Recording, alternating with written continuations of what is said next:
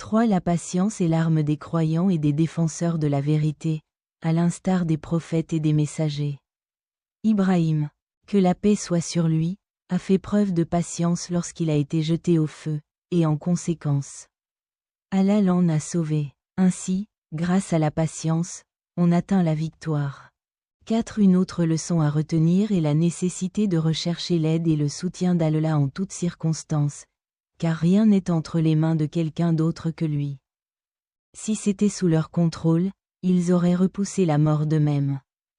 Quand Ibrahim, que la paix soit sur lui, fut jeté au feu et que Djibril, que la paix soit sur lui, vint vers lui pour lui demander ce dont il avait besoin, Ibrahim répondit, « Pas de toi, mais d'Allah. Allah me suffit et il est le meilleur pour gérer les affaires. » 5. En effet, appeler les gens à la vérité. Établir des preuves et prouver que la fausseté de leurs croyances sont des aspects essentiels, tout comme Ibrahim, que la paix soit sur lui, a testé les idoles pour montrer leur invalidité. Il s'est ensuite engagé dans des débats et des discussions avec le roi jusqu'à ce qu'il l'emporte et prouve l'erreur de leurs croyances. 6. La patience. L'ouverture d'esprit et la persévérance sont des qualités que le prédicateur doit posséder, tout comme Ibrahim, que la paix soit sur lui, la démonstration auprès de son père et de son peuple. C'est une autre leçon de l'histoire d'Ibrahim, que la paix soit sur lui, et la valeur de la générosité et de l'hospitalité, caractéristiques des croyances.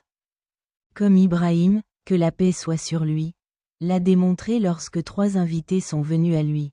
Il leur a offert un veau gras, là où un jeune chèvre suffisait à leurs besoins.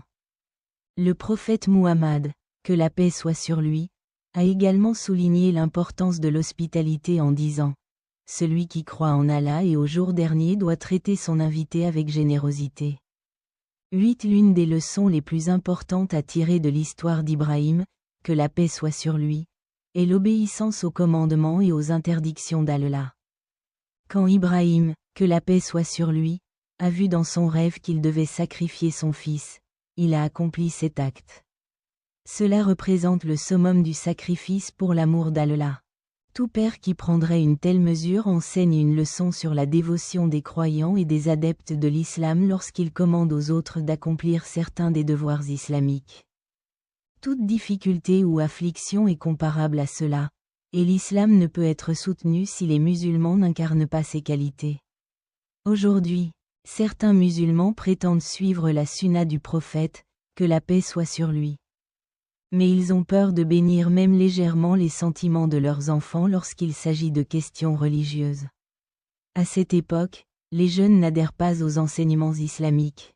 Alors comment peuvent-ils différer par leurs nobles valeurs ? 143.